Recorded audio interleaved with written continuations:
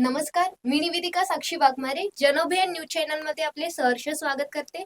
आज आपल्यासोबत जुडलेले आहे निखिलेश दिवेकर सर. आपल्यासोबत जुडलेले आहे आजच्या संवादामध्ये. आणि आज आपण अशा विषयावर संवाद साधणार आहोत तो आपल्या जीवनात खूप वाढत्या म्हणजे दररोज असं वाढत चाललेला आहे. म्हणजे आम्ही लहान असताना आमच्या प्रश्नाचं उत्तर AI असं होतं, तर आताच्या मुलांच्या प्रश्नाचं उत्तर AI असं झालेलं आहे. म्हणजेच अर्थात कृत्रिम बुद्धिमत्ता या विषयावर आम्ही संवाद साधणार आहोत.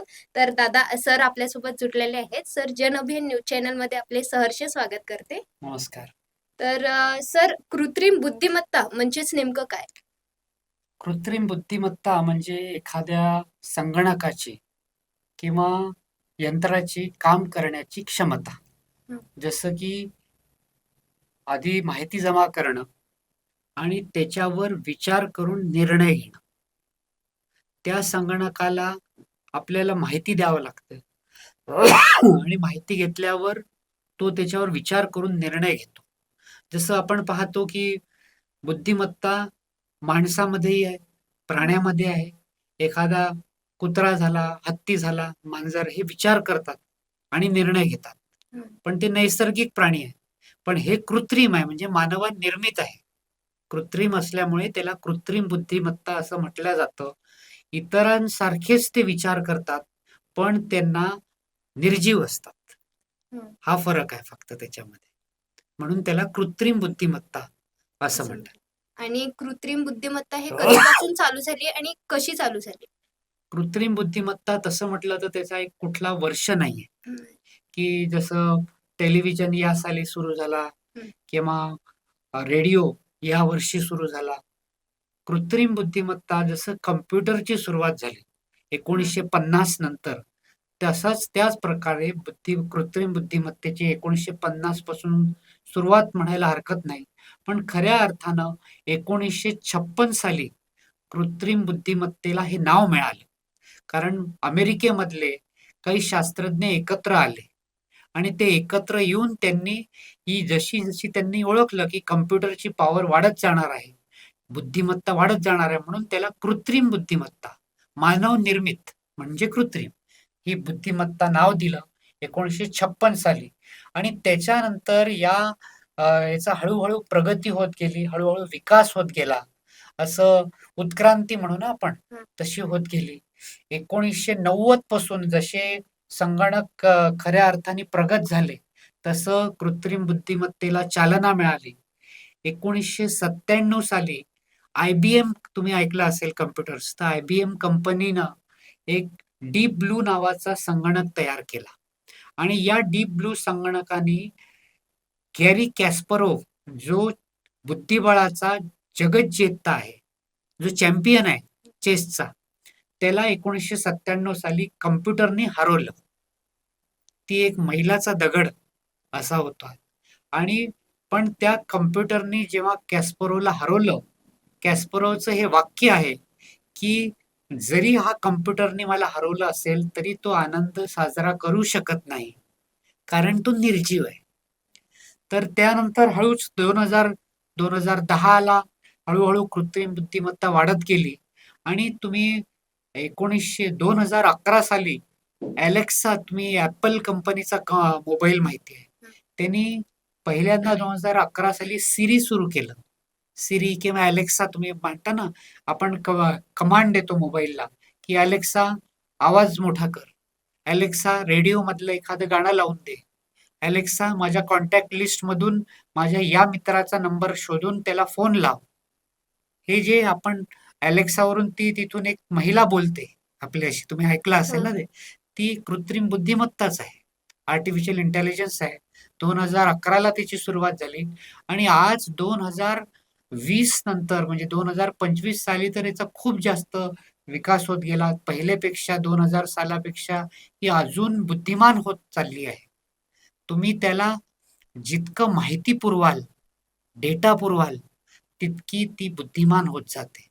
असा हा 1950 पासून तर 2026 पर्यंत एक कृत्रिम बुद्धिमत्तेचा संक्षिप्त प्रवास असा आहे. आणि समाजावर आतापर्यंत कृत्रिम बुद्धिमत्तेचा काय परिणाम झाला आणि पुढे काय होईल? समाजावर, मानवजातीवर असं म्हणतात, की एक सर्वात मोठा परिणाम आत्तापर्यंत झाला तो विजेचा. इलेक्ट्रिसिटीचा हं, जो शोध लावला आपण, त्या इलेक्ट्रिसिटीच्या शोधामुळे अनेक इतर शोध लागले गेले.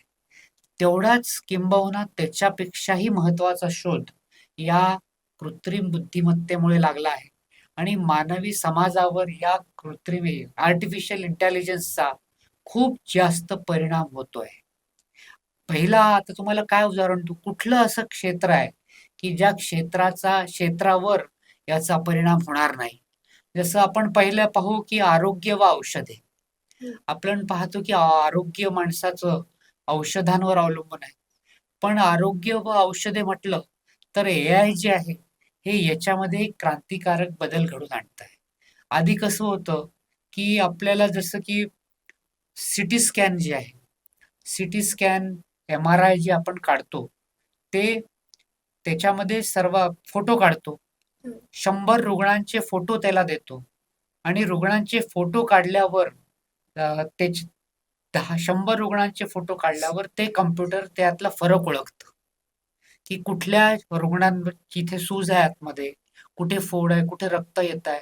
त्याच्यावरून ते कॉम्प्युटर ओळखतं, की याला माउथ कॅन्सर आहे. म्हणजे स्वतःहून तुम्ही जितकी त्याला माहिती देत, त्याच्यामध्ये फरक पडलाय. आता आधी कसं होत होतं, की डायरेक्ट कॅन्सर 4th स्टेजमध्ये कळत होता. आता एआयच्या मदतीने कॅन्सर फर्स्ट स्टेजमध्ये कळायला लागला आणि पहिल्या स्टेजमध्ये कॅन्सर कळला, तर तो म्हणजे पूर्ण मुळापासून काढून टाकता येतं. नवीन एआयच्या साहाय्याने नवीन औषधं निर्माण झालेली आहे. जी औषधं आता कसं होतं, की काही औषधं मी ॲलर्जी असू शकते मला काही औषधाची. काही दुसऱ्याला ॲलर्जी राहू शकते. जे औषध मला काम करतं ते तुम्हाला काम करणार नाही. तर आर्टिफिशियल इंटेलिजन्स व्यक्तीनुसार औषधांची निर्मिती करतं. हा एक फरक मी औषध क्षेत्रामध्ये तुम्हाला सांगितला. दुसरं आपण म्हणू की वाहतूक क्षेत्र व स्वयंचलित वाहनं जी आहे, त्याच्यामध्ये एक फार मोठा क्रांतिकारी बदल झालेला आहे. आपण पाहतो की जे आता नुकतंच कुंभमेळा झालेला आहे. कुंभमेळा मागल्या काही वर्षाआधी प्रयागराजला झाला आहे. तर आर्टिफिशियल इंटेलिजन्सच्या सहाय्याने त्यांनी गाड्यांचं पार्किंग नीट लावलं. जवळपास 60,000-70,000 हजार गाड्या पार्किंग कसं करणार? कुठे पार्किंग करणार? एक गाडी निघाली पाहिजे. ट्रॅफिक जॅम नाही झाला पाहिजे. तर तिथल्या गव्हर्नमेंटनी एआयचा आधार घेतला. दुसरी गोष्ट एक स्वयंचलित वाहन तुम्ही ऐकलं असेल, म्हणजे की ड्रायव्हरलेस कार. आज आपल्या भारताची स्थिती इतकी वाईट आहे, की दर 3 मिनिटाला एक अपघात होतो. एक माणूस 3 मिनिटाला प्रत्येक 3 मिनिटाला एक माणूस मृत्युमुखी पडतो रस्त्यावर. कशामुळे पडतो? एकतर ड्रायव्हर ओव्हर स्पीडिंग करतो, जोरात गाडी चालवतो. कोणी ड्रायव्हर दारू पिऊन गाडी चालवतो. कोणी ड्रायव्हरला झोप येते. झोप लागल्यावर गाडी ॲक्सिडेंट होतात. आता यंत्र दारू पितो, हं, यंत्राला ना झोप येते, हं. यंत्र थकत नाही, ओव्हर स्पीडिंग करत नाही आणि म्हणून म्हटलं की ड्रायव्हरलेस कार याच्यामुळे जे आज इतके अपघात होतात आहे, या 90% अपघात हे फक्त मानवी चुकांमुळे होत आहेत. त्यामुळे हे अपघात बंद होतील. जेव्हा ड्रायव्हरलेस कार आपल्या देशामध्ये चालू होईल, मी म्हणतो की इतके लाखो लोकांचे प्राण दरवर्षी वाचणार आहे. म्हणून आर्टिफिशियल इंटेलिजन्सचं या क्षेत्रातही एक बदल होत आहे. तिसरं आपण क्षेत्र घेऊ वित्त व बँकिंग क्षेत्र. तुम्हाला माहिती आहे की काय जे शेअर मार्केट आहे, खाली जातं, वर जातं. आपल्याला कळत नाही कुठल्या शेअरमध्ये पैसे टाकावे. आज तर आर्टिफिशियल इंटेलिजन्सला तुम्ही माहिती दिली, तर ते त्याच्यामध्ये ओळखू शकतं. पॅटर्न ओळखता येतं त्यांना. आपण जितकी माहिती देऊ, तर पॅटर्न ओळखून ते सांगू शकतं, की हो, हे आता उद्या ह्या शेअर्स वर जाऊ शकतात, हे खाली येऊ शकतात. बँकिंग क्षेत्रामध्ये आपण पाहतो, की जर का मला लोन पाहिजे असेल, तर आज काय करतो आपण? बँकेत जातो, लोन मागतो. उद्या काय होणार आहे, की मी बँकेमध्ये ईमेल पाठवेल, घरी बसल्या-बसल्या, की मला लोन पाहिजे आहे आणि माझ्या प्रॉपर्टीचा फोटो काढून अपलोड करेल. माझे सगळे पॅन कार्ड, माझे जे काही इन्कम टॅक्स रिटर्न हे डॉक्युमेंट मी अपलोड करेल. तिथे काय करेल बँक मधले लोक, तिथे सॅटेलाइटवर पाहिल माझी डॉक्युमेंट्स जी नोंद केलेली आहे ती आहे की नाही, त्या त्याच्यावर दुसऱ्या बँकेचा बोजा आहे की नाही, आणि तिथे बसल्या बसल्या मला लोन ते देणार. हा म्हणजे बँकिंग क्षेत्रामध्ये पण याचा आर्टिफिशियल इंटेलिजन्सचा मदत होते आपल्याला. चौथी गोष्ट आता कुठलं सांगू, कला क्षेत्र आहे व मनोरंजन क्षेत्र आहे. तुम्हाला माहितीये, मी परवा आर्टिफिशियल इंटेलिजन्सला सांगितलं की माझ्यावर एक कविता लिही. त्या आर्टिफिशियल इंटेलिजन्सने, त्या ॲपनी, चॅट जीपीटीनी माझ्यावर कविता लिहिली. त्यांना माहिती होतं की मी रक्तदान अनेक वर्ष करतो. त्याला माहिती होत, कारण की इंटरनेटवर न्यूज येतात ना पेपरच्या, की मी दरवर्षी 1 मेला महाराष्ट्र दिनापूरला मी रक्तदान करतो. तर त्या कविता लिहिलं त्याने. 2 मिनिटात कविता सादर केली, माझ्यासमोर सादर केलं की तुम्ही निखिलेश दिवेकर, तुम्ही सामाजिक कार्य करता, तुम्ही रक्तदान करता, तुम्हाला महाराष्ट्राप्रती प्रेम आहे. 1 मे महाराष्ट्र दिनाला तुम्ही समाजसेवक आहे. असं करून त्यांनी 3 मिनिटात माझ्यावर कविता आपोआप त्या आर्टिफिशियल इंटेलिजन्सनी बनवली. आणि त्या मी म्हटलं त्याला की त्या पोयमला गाणं लाव, चाल लाव. तर त्या पोयमला चाल लावतं ते. म्हणजे म्युझिक इंडस्ट्री जी आहे, आज म्युझिक त्याच्यावर संगीत बनवता येतं. तुम्हाला माहिती आहे की त्याच्यावर व्हिडिओ आपल्याला बनवता येतो. कुठेही आपण फिरायला चाललो आहे, मी घरी बसल्या बसल्या स्वित्झर्लंडला जातो आहे, स्वित्झर्लंडच्या बर्फामध्ये स्कीइंग करतोय मी, हे मी घरी बसल्या बसल्या एक व्हिडिओ तयार करू शकतो. पाहिला ना तुम्ही रीलवर काय होतं ते? आर्टिफिशियल इंटेलिजन्सच आहे. एआय जनरेटेड व्हिडिओ तयार होतो. त्यामुळे आज कविता क्षेत्र असो, म्युझिक असो, व्हिडिओ क्षेत्र असो, मनोरंजन याच्यामध्ये परिणाम होतो. आता अजून कुठलं शिक्षण क्षेत्र आहे. शिक्षण क्षेत्रामध्ये प्रत्येक विद्यार्थी हुशार असतो का वर्गात? नाही. कोणी 90% मार्क मिळवतो, कोणी 50% मार्क मिळवतो. आज गंमत ही आहे की त्या 90% विद्यार्थ्यालाही एकाच वर्गात बसवलं जातं, 50% वाल्यालाही एकाच वर्गात बसवलं जातं विद्यार्थ्याला. त्याची ग्रास्पिंग पॉवर म्हणजे आकलन करण्याची क्षमता कमी असते. 60-70 विद्यार्थी ते सर जे शिकवतात तेवढं लक्षात नाही येत. आर्टिफिशियल इंटेलिजन्स काय करतं, तुम्ही ते ॲप डाउनलोड केलं तर तुम्हाला घरी बसल्या बसल्या ते ज्ञान मिळू शकतं. मला जर का एखादं सूर्यग्रहण कसं लागतं हे समजवलं तर तसं समजणार नाही. पण ॲनिमेशन मॉडेल जर का माझ्यासमोर आलं कम्प्युटरमध्ये की सूर्यग्रहण कसं लागतं, किंवा सूर्य आणि पृथ्वी याच्यामध्ये चंद्र येतो आणि तो सूर्याला झाकतो चंद्र, त्यामुळे सूर्यग्रहण लागतं.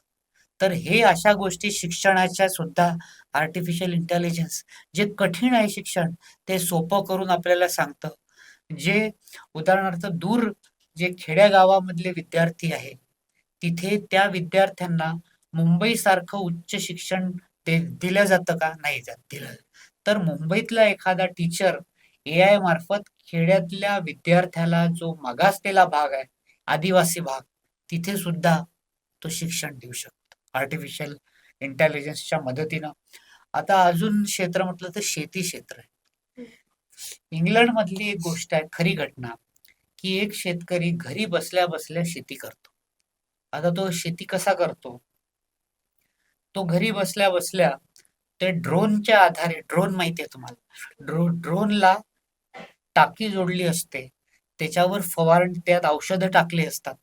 तो घरून ऑर्डर देतो, कमांड देतो, आणि ते ड्रोन उडून त्याचं जे पीक आहे त्याच्यावर फवारणी करतं घरी बसल्या बसल्या. त्याच्यानंतर ते एआय त्याला मेसेज टाकतं की तुमचं पीक तयार झालेलं आहे. तो सांगतो, ते यंत्र जातं, ट्रॅक्टर किंवा यंत्र ऑटोमॅटिक कापणी करतं. म्हणजे तुम्ही कृषी क्षेत्रामध्ये, शेती क्षेत्रामध्ये घरी बसल्या बसल्या ज्या गोष्टी तुम्हाला तिथे जाऊन कराव्या लागतात, किंवा जे कळत नाही, कधी पाणी द्यायचं, कधी औषधं द्यायचं, किंवा जे बियाणं असतात, बियाणे आजकाल नवीन बियाणे निघतात आहे, जे कमी पाण्यामध्ये सुद्धा देतात. आजकाल दुष्काळामध्ये चांगले उत्पादन देतं. असे बियाणे असतात. असे बियाणे असतात की तुम्ही पेस्टिसाइड्स खूप टाकावं लागतात म्हणजे कीटक. हं. तर पेस्टिसाइड्सची गरज पडत नाही. असे बियाणे नवीन-नवीन आर्टिफिशियल इंटेलिजन्स ते करत असतात. शेतीनंतर उत्पादन क्षेत्र आहे म्हणजे काय इंडस्ट्रीज. इंडस्ट्री क्षेत्रामध्ये तुम्ही पाहिलं असेल की एखाद्या चॉकलेटची कंपनी आहे कॅडबरीजची. त्या कंपनीमध्ये आधी 100 कामगार लागत होते. आता 10 कामगार काम करतात. हं. ते फक्त त्याच्यामध्ये चॉकलेट, साखर, त्याच्यानंतर दूध हे सर्व घालतं. त्या यंत्र ऑटोमॅटिक बनवतं. नंतर एक कन्व्हेयर बेल्ट पाहिलाय तुम्ही?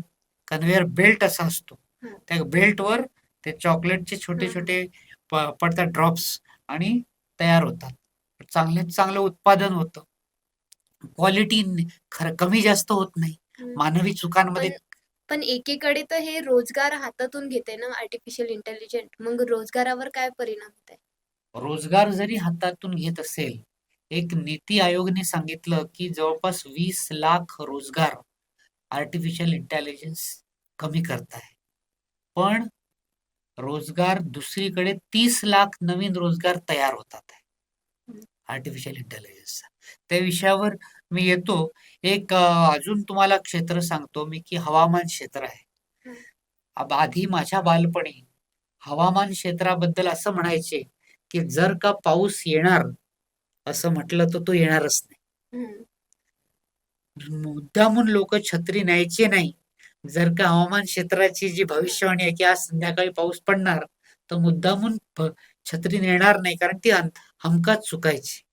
आजची गोष्ट अशी आहे, की हवामान क्षेत्र जेव्हा सांगतं पाऊस येणार तेव्हा 90% बरोबर आहे. ते कशासाठी? आर्टिफिशियल इंटेलिजन्सच्या साहाय्याने. एक अजून तुम्हाला गोष्ट सांगतो चायनामधली, की 2 मुलं हरवली होती. 5 वर्षाची मुलं हरवली होती. एका ते अ, कुठेतरी फन फेअरला गेले होते. 16 वर्षानंतर ते मूल एआयने शोधलं. त्या दोन्ही मुलांची वय जुळ्या मुलांची 20 वर्ष आज वय झाली. पण त्या फेस रिकॉग्निशन चेहऱ्यावरून ओळखलं त्या आर्टिफिशियल इंटेलिजन्सने, की हे जे 2 मुलं 5 वर्षाचे होते, त्यांचा चेहरा तेव्हा कसा दिसत होता आणि आज 20 वर्षाचं झाल्यावर त्यांचा चेहरा कसा दिसतो. म्हणून हजारो मुलांचं जे डेटा जसं आपल्याकडे आधारमध्ये हजारो लोकांचा डेटा आहे ना सरकारजवळ, तशा डेटामधून त्यांनी शोधून ते मुलं जे हरवलेले आहेत, त्यांच्या आई-वडिलांना परत केले.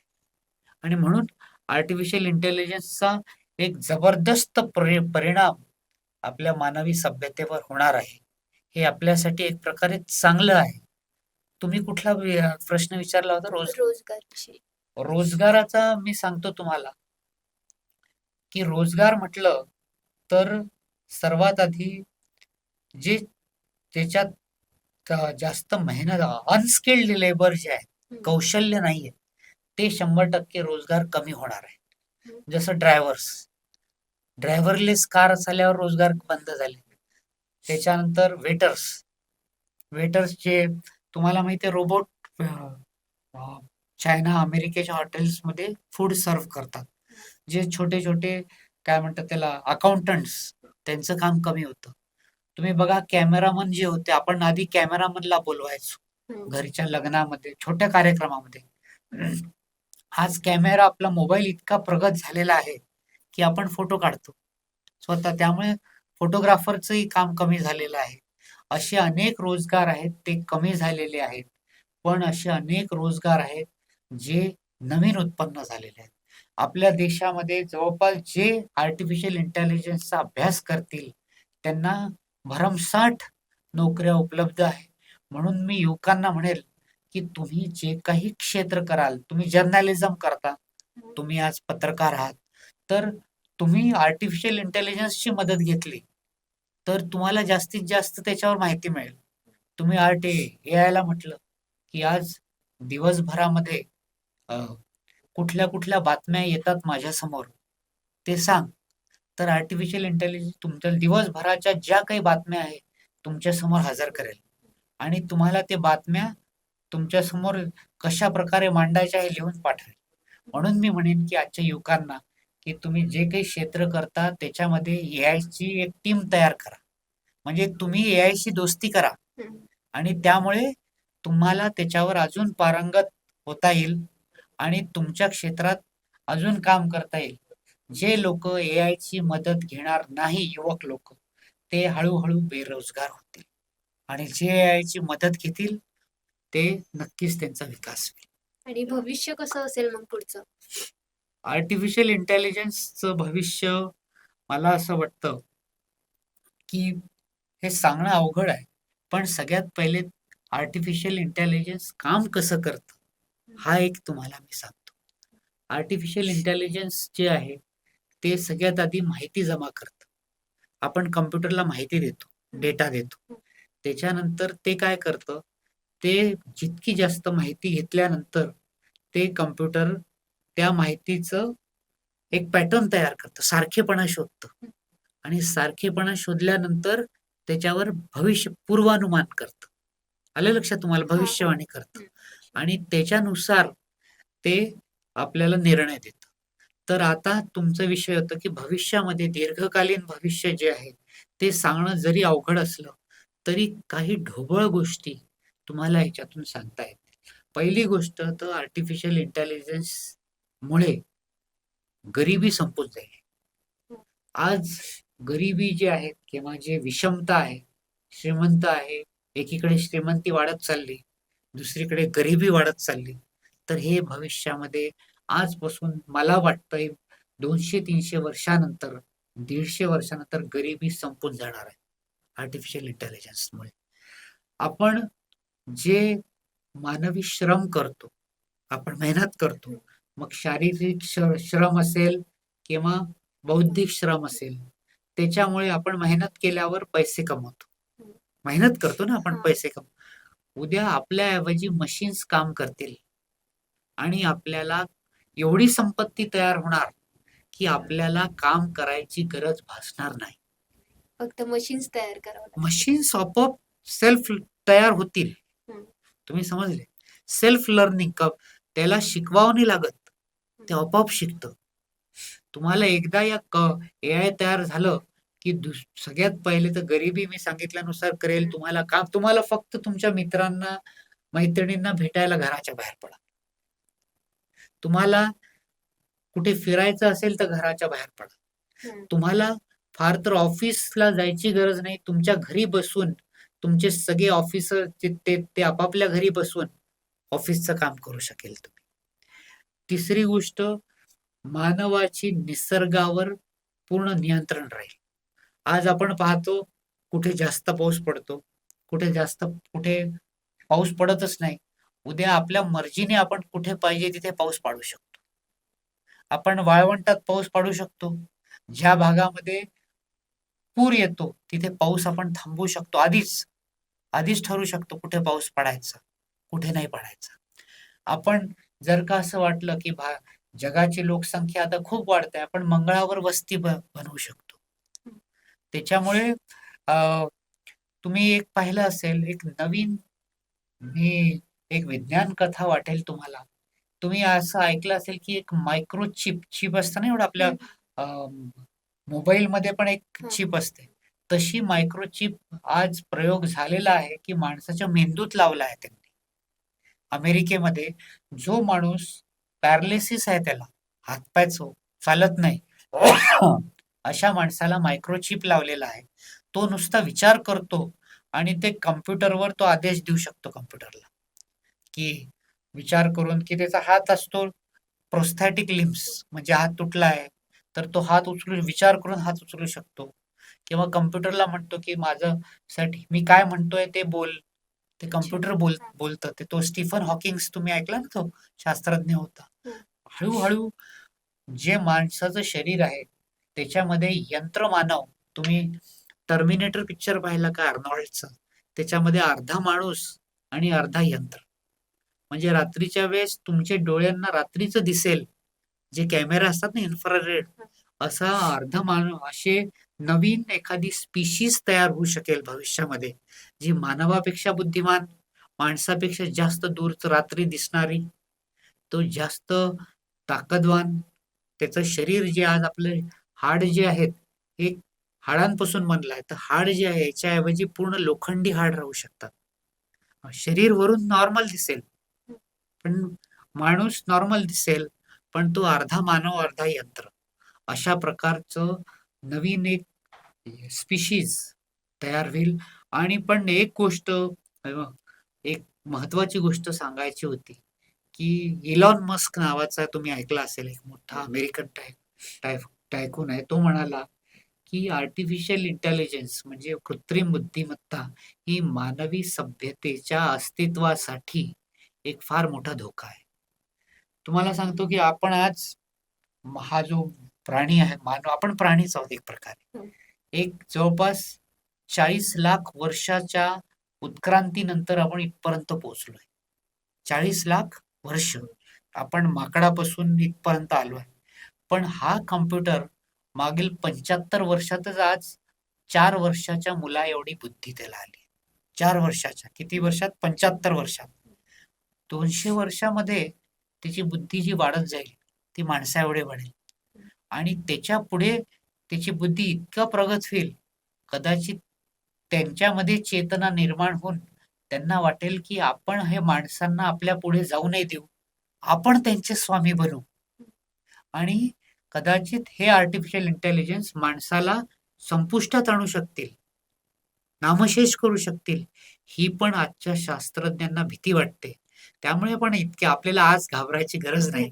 या गोष्टी 200-300 वर्षानंतरच्या भविष्यवाणी, पण ती पण खरी होईल की नाही होईल हे आपल्याला माहित नाही.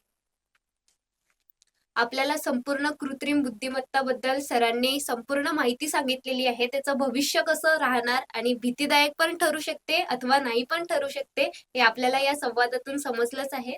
तर सर, जनअभियान न्यूज चॅनल कडून आपल्याला खूप खूप धन्यवाद देते. पुन्हा भेटूया. पाहत रहा जनअभियान न्यूज. धन्यवाद. धन्यवाद.